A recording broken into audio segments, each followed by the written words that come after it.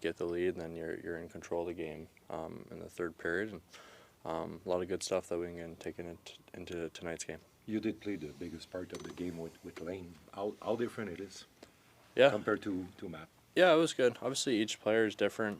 Each guy's got different strengths. Both are two great players. So for me, both easy guys to play with. But it was good. You know, sometimes you change things up to see how it goes. But really enjoyed playing with Mike. Really enjoyed playing with Lane. So both are great. The shutdown rule that change something in your game.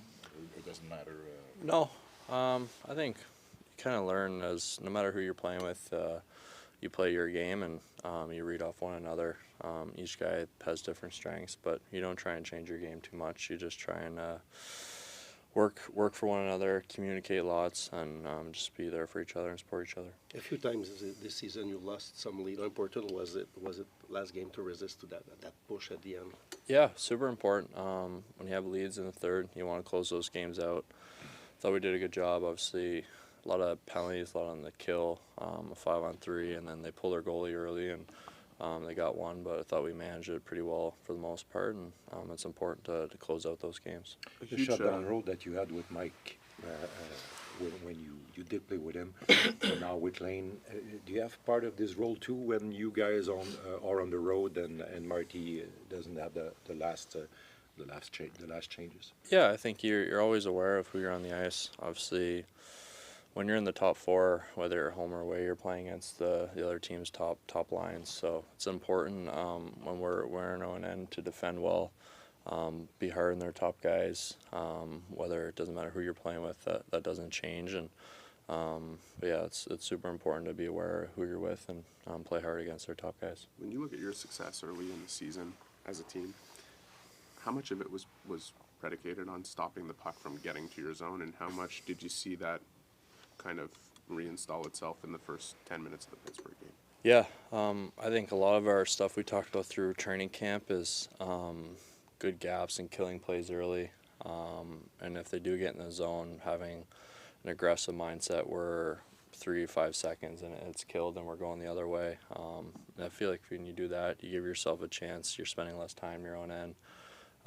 You're going the other way, and obviously we have gifted players that if you give them pucks in transition, like you saw last game, off the rush, they're going to make plays and make you pay. So super important, something that we got to continue to have part of our DNA and do very well. Outside of your room, there's always so much discussion about your system when things break down defensively and you guys allow goals, but ultimately how much is that just the puck being in there for too long? Yeah. No matter what system. Yeah, it's for sure. It's a good point.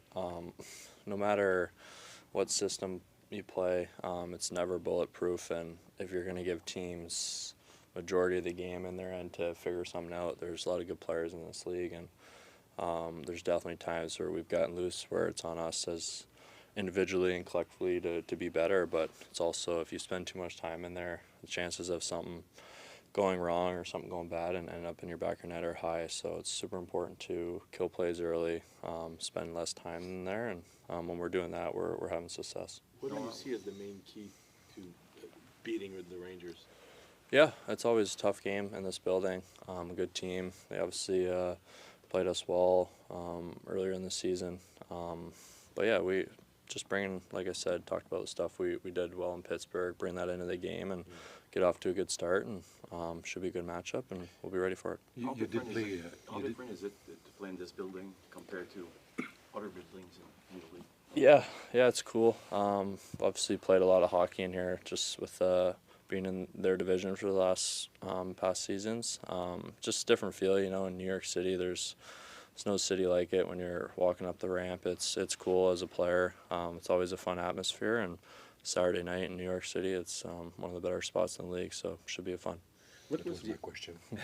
you know, heading into Thursdays, you had started all the games with Matheson as far as what was the importance for you to have that stability, and was that something that was discussed to get you some stability as you change organization? Yeah, I think when you come new places, you're obviously new players and you get a feel for each other. But for me, obviously, with Mike, he's been in the league for a while. plays the right way, so smooth out there, great in all situations. So for me, coming into that situation was great and made it as easy transition as you probably could have. So I was pretty fortunate. And like I said, we got great guys in the back end. No matter who you're with, they make it easy on you. So it was great to start with Mike. On a personal note, the Olympic announcement is like in 2 weeks. It's something that you still get in the back of your mind. Yeah, I mean, you're aware of it, and I think you're just trying to showcase and show your game, play really well, and at the end of the day, it's out of your control who they decide. But for me, it's just trying to make a hard decision on them and see where things go. But you're aware of it. It's obviously come down to the stretch. Gonna be some tough decisions, I'm sure. So you're just trying to play your best hockey, and if you do that, the team's having success, and you'll make a hard decision on them. You had a chat with you had a chat with Sid after the game in Pittsburgh. How great it would be for you to having the chance to share the ice with him for probably the last time. Yeah, no, it's obviously cool. It'd be super cool. Just familiar with them from in the summer and skating with them, and then having the chance to play with them in the World Championships last year was super special. You know, as a kid growing up in the Maritimes, you idolize Sid, and just to be in the same locker room and on the ice with them, and had a couple chances to like give him passes on goals and just stuff like that. It's super cool, and you just realize how great of a guy. Just he's awesome guy to play with, so it'd be super cool for sure. You know, I don't know if you lived in the city before, but like, just what's the feeling being back in a place where you basically spent such key moments growing up? Yeah. Never lived in the city, no, but obviously spent a lot of time here. Long Island's so close. You hop on the train for 30 minutes and you're right in the city. But yeah, feels a little weird, you know. In the past, you're here, you hop on the train, go back to your spot, and you come in for dinner and stuff. But it's been great. Obviously, came to New York as a 19-year-old and never been here before, and just kind of growing up and going through the first years in the league in a city like this was super cool and really helped me grow up and mature, and it's nice to be back. Thanks, guys.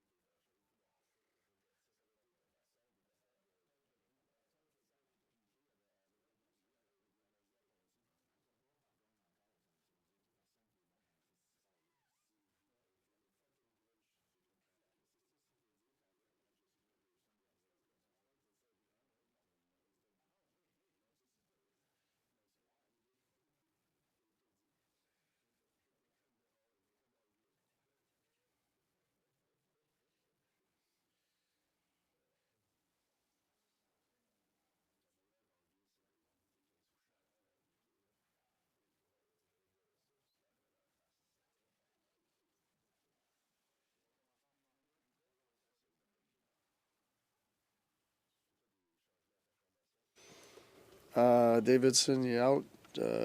Jake Evans in. Strube's out. Jack Eye's in. That's it. Puis ouais. Pardon? Gardien. Fowler. Je sais que t'avais oublié. Je t'ai dit tous mes changements. Ça a été comment de décider justement Fowler? C'est juste y aller avec le gars qui est hot, vu qu'il vous a donné une bonne... Ouais, il a donné une bonne game. Fait qu'on va continuer. C'est un Américain. Il a joué ici à MSG. On a toujours dit que pour les joueurs américains, c'est un peu comme un Québécois qui va jouer au Centre Bell. Je pense que Fowler n'a pas besoin d'être motivé à l'extérieur de ce qu'il vit actuellement, mais c'est peut-être aussi significatif pour lui de jouer ici peut-être matin. Ça se peut. C'est une place fun à jouer, ça, c'est sûr. On va voir. À quel point, en ce moment, vous avez besoin de calmer et de trouver une certaine stabilité dans votre jeu d'équipe pour éviter justement De calmer quoi? Ben, les différences de rendement d'un match à l'autre, faire en sorte que ce soit un peu plus de régularité. Ouais, plus de constance. Aussi, ouais. C'est souvent le terme qu'on va chercher. Ouais, c'est ça. Vrai. C'est pas une ligue facile, mais c'est ça qu'on cherche. Tu cours après ça, puis tu sais que c'est dur à avoir ça. Tu sais, c'est dur à avoir ça de match en match. Puis c'est encore... Ça va être plus dur d'avoir ça de match en match si tu as de la misère à avoir ça durant un match. Tu comprends ce que je veux dire? Fait que c'est de se concentrer sur le match, chercher notre constance durant un match. Puis je pense que si on se concentre là-dessus, mais ça l'aide d'aller chez la constance de match en match. C'est un effet boule de neige, ça, c'est sûr. Puis la constance, ça part beaucoup avec les individus. Tu peux avoir n'importe quelle structure en avant de toi, puis c'est les gars sur la glace. Il faut qu'ils viennent chercher la constance. De quelle manière un coach va chercher, par exemple, si vous aviez des bonnes performances défensives contre Toronto, ça a bien été pour la majeure partie du temps contre Pittsburgh aussi, mais d'aller chercher des exemples récents puis d'essayer c'est facile parce qu'on en a beaucoup. Tu sais, même la game de Saint-Louis, on en a beaucoup. On a un 35 secondes qui nous fait mal en maudit. Tu sais, fait que... Non, c'est sûr, comme entraîneur, tu convaincs tes joueurs, il faut que tu vendes un peu. Puis tu as bien des différentes manières de vendre. Tu peux vendre avec du positif, tu peux vendre avec des corrections. Mais nous autres, c'est ça qu'on essaie de faire. Tu sais, parce qu'on sait qu'on a les ingrédients. Tu sais, on a la recette. C'est d'être sûr que tu as la bonne quantité d'ingrédients. Martin, tu as donné un nouveau look à la défense jeudi dernier. Qu'est-ce que tu voulais voir avec ce nouveau look-là? De voir si on peut allécher un petit peu plus de constance. Là-dedans, justement, Madison et Dobson étaient tout le temps ensemble. Est-ce que de les séparer, c'était une façon d'aller chercher cette constance-là? Non, pas nécessairement. Tu sais, je pense que c'est une opportunité d'en donner plus à Carrier aussi un petit peu. Puis on a aimé ce qu'on a vu, puis c'était un match. Tu sais, je pense que ça ne change pas la game gros pour n'importe qui là, de ces gars-là. Je n'ai pas changé la game à Matheson, Dobson, Hudson, ça ne change pas. Les gars, on a des bons défenseurs. Puis des fois, tu changes ça, voir qu'est-ce que ça te donne. Puis c'est un match. En faisant ça, c'était ton shutdown, Dobson et Matheson contre les meilleurs trios. Est-ce qu'en ce sens-là, c'est une bonne marque de confiance aussi pour Lane, sachant que sur la route, c'est pas toi qui as le dernier changement, sachant que Lane et Dobson vont défendre aussi contre le meilleur trio. Non, mais Lane est capable de défendre comme n'importe qui. Je suis jamais, il faut faire attention qui va être sur la glace contre Lane. J'ai jamais ça. Je trouve qu'on a des défenseurs qui sont capables de faire la job. Petite question plus technique, ben pas technique, mais ce soir, Owen Beck l'emploie-tu au centre ou à l'aile? Au centre. Comment tu as aimé son audition au centre? Parce que, tu sais, les deux premiers matchs, on rappelle, il était à l'aile. Ça reste que c'est un centre naturel. Oui, non, j'ai aimé comment il a joué à Pittsburgh. Je trouve que cette ligne-là a été efficace. Fait qu'on va voir à soir, mais il va jouer au centre. Well, will Veleno still take the draws on the left side? Or? My guess is yes. Okay. What led to the 10 minutes, the first 10 minutes of the game going the way they did in Pittsburgh? I know it probably didn't look too different aside from you guys getting the lead, but what did you like about that? I mean, like a lot of our other games recently, we had a really good start, and we didn't shoot ourselves in the foot, or we didn't get a bad bounce against, so it was nice to not give up an early goal. I think it gave us confidence, to just keep going. And, because I have no issue with our starts recently. It's just, at home we've been given an early goal, and sometimes it's not like they broke us down from goal line to goal line, and we made 12 mistakes, So, I think that's the biggest thing is, good start, didn't give up an early one, and we just kept at it. How are you guys able to keep the puck out of your zone as much? What are the key elements that enable You got to do kill that? plays, and it's not necessarily, you have a good forecheck. You're going to keep the puck out of your end zone just because you're going to play in the O-zone more. And I thought we forechecked really well in Pitt. I think we were organized in the neutral zone off changes. And I felt like when we killed plays early in the D zone. So we didn't spend as much time. And when we did have to defend, you take the last, 6 minutes when they pull the goalies and they're 6-on-4, 6-on-5, whatever it is. But up to then, I really liked the way we deny a lot of their ozone time. And I feel you do that by killing more plays. And I feel like we kind of gotten away from that a little bit. And when that happens, you allow them to get more touches in the ozone. Their top players will get multiple touches. And when that happens, the confidence goes up for them. We get tired. That's when the mistakes happen. So we just got to, work early and try to kill plays. With Engstrom here, are you trying to establish a rotation with Struble and Xhekaj and Engstrom, or so what are the decisions based on in terms of choosing who plays and who doesn't, going back to last game in this one? Yeah, I feel like, those guys they're going to play, So I think that's just a chair that, Strubes and Jocko sits in, and it's actually, we're confident with having those guys in that chair. They're good defensemen, but when you give reps to Ekstrom, one of those guys have to come out. It's not necessarily a rotation, I think it's performance based, and we keep evaluating. But I like our 7th D, but we're only playing 6. Can you just clarify Evans' status last season? Just because he's playing.